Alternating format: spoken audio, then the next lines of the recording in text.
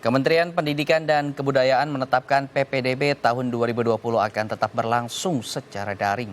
Bila sekolah tidak bisa menerapkannya, Kemendikbud memberi kelonggaran untuk dapat dilakukan secara luring, namun dengan mematuhi protokol kesehatan di lingkungan sekolah.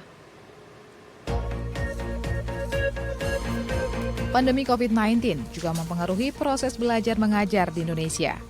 Sampai saat ini, kegiatan belajar di sekolah dihentikan dan proses penerimaan peserta didik baru atau PPDB dilakukan secara daring.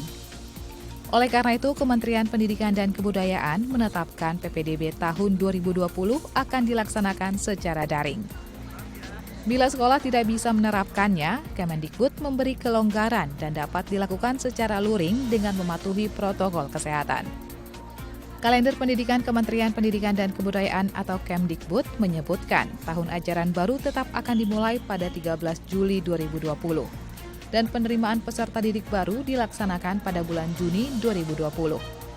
Sebanyak 10,9 juta calon peserta didik baru SD, SMP, SMA, dan SMK diproyeksikan akan mengikuti program penerimaan peserta didik baru atau PPDB tahun 2020 tersebut. Kemendikbud juga telah menetapkan kalender tahun ajaran baru pada 11 Juli mendatang sehingga proses PPDB akan terus berlangsung hingga akhir Juni 2020. Nah, kita akan berbincang bagaimana sebetulnya sikap dari orang tua tentang hal ini melakukan PPDB secara daring ataupun luring nanti yang tadi sudah diberikan izin oleh kementerian. Kita akan sapa narasumber kita hari ini ada Pak Ubaid Matraji selaku Koordinator Nasional Jaringan Pemantau Pendidikan Indonesia. Selamat pagi Mas Ubaid. Selamat pagi, selamat pagi. Oke, Mas Ubaid, kita lihat ternyata sudah dilonggarkan sedikit dengan memberikan akses untuk melakukan PPDB langsung datang atau luring ke sekolah yang bersangkutan yang dituju oleh anak dan juga orang tua. Bagaimana Anda melihat pelonggaran ini diberikan oleh kementerian? Jadi kalau menurut kami seharusnya dari awal itu sudah ada petunjuk yang jelas karena kalau awalnya kan memang sistemnya online gitu, sistemnya adalah daring, tidak ada opsi lain gitu kan. Lalu kemudian di lapangan ternyata ada banyak kendala, lalu kemudian menyusul kebijakan dibolehkannya pakai laring gitu kan. Berkaca pada tahun-tahun sebelumnya itu sudah menggunakan daring, tapi problemnya kan walaupun daring harus ngambil pinnya, harus datang ke sekolah, kemudian ada yang ngantri dari subuh. Kemudian tetap ada problem-problem jaringan akses segala macam dan hari ini juga sama ya. Kita juga sudah bicara waktu itu di awal sejak ditetapkan sistem daring kita bilang nggak akan efektif karena dari tahun-tahun sebelumnya juga sudah daring tetapi problemnya servernya yang bermasalah lah, situs yang nggak bisa diakses lah, kemudian datanya nggak bisa diinput lah sehingga mereka tetap datang ke sekolah gitu lah. Karena berkaca dari tahun sebelumnya semacam itu, harusnya tahun ini dalam situasi pandemi harus sudah siap dari awal bahwa ini nggak mungkin kalau hanya pakai sistem daring. Harus pakai sistem luring segala macam lah untuk bisa supaya tetap protokol kesehatan ini diterapkan di sekolah, apa saja yang harus dilakukan itu juga harus disiapkan dari awal, tapi sayangnya itu tidak terjadi di sekolah. Lalu bagaimana juga nanti di tahun ajaran baru kan apakah sebaiknya ada perubahan karena kan tahun yang sebelumnya kita tahu bahwa guru mengejar bagaimana bisa mengejar kurikulum. Nah, sementara kalau tahun ini pasti kan harus ada perubahan karena kan ada protokol kesehatan di sekolah karena muridnya tidak seluruhnya bisa hadir di dalam jam belajar. Nah, ini bagaimana nih, Dok? Bagaimana nih, Pak? Ya, itu juga kalau saya bilang bahwa proses pembelajaran atau tahun ajaran baru di bulan Juli ini pertimbangannya ya hanya kalender akademik aja. Kalau tiap tahun kalender akademiknya itu Juli ya dalam situasi apapun Juli akan selalu Juli gitu. Ya jatuhnya. Kalau kami juga melakukan jejak pendapat dengan orang tua, mereka tuh nggak setuju dengan Juli ya, karena situasinya ini situasi pandemi yang mereka juga terdampak, ya, baik terdampak secara kesehatan, terdampak secara psikis maupun juga yang kita tahu tadi juga disinggung soal PPDB itu rasio antara anak yang lulus dengan ketersediaan sekolah itu banyakkan anak yang lulus gitu. Artinya ada proses kompetisi di situ.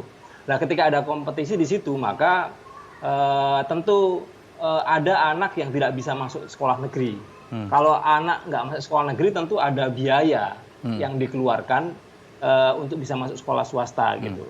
Bahkan kalau temuan PPDB yang tahun-tahun sebelumnya, di negeri pun harus bayar gitu.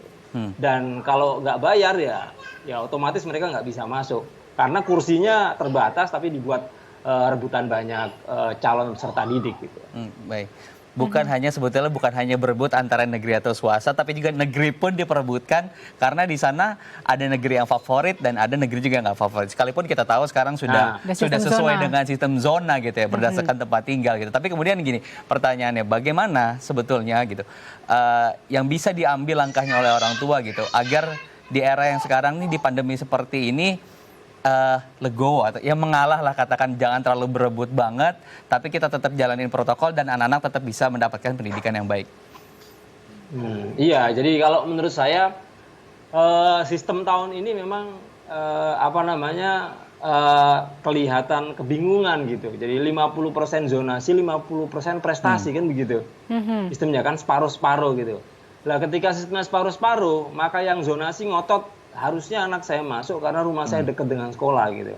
Sementara yang berprestasi juga ngotot harusnya anak saya dapat prioritas karena anak saya prestasi, nilai akademiknya bagus, prestasinya bagus segala macam gitu. Nah, kemudian pihak sekolah akan mempertimbangkan itu ketika yang berprestasi di nomor 2 kan menomorsatukan zonasi, maka yang berprestasi menjadi komplain.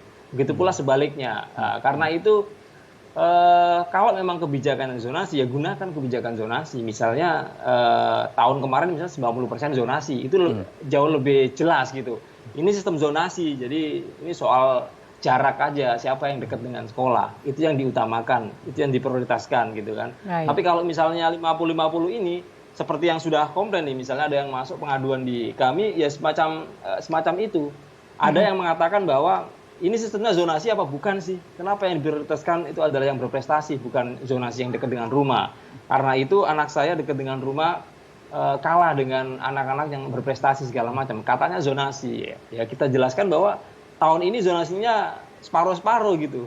50 zonasi, 50 prestasi. Beda dengan tahun kemarin. Kalau tahun kemarin ada yang menerapkan 90, ada yang menerapkan 80. Artinya zonasi diberikan porsi yang jauh lebih banyak daripada prestasi. Tapi kalau hari ini yang prestasi dan zonasi diberikan porsi yang seimbang, ya itu bagian dari kebingungan orang tua itu.